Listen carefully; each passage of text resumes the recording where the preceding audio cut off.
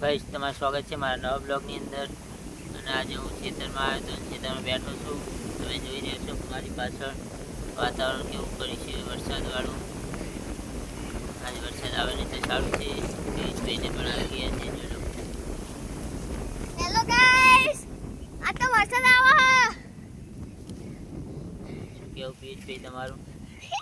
હા આ પેલું ભર્યું ટાયર એ તો અને ફેકુન તો બોટો જોઈ લો. એને ફેકુન બોટો ચરવા છોડી ચરવા જોને તો અન્ય છોડી. કાને હમ.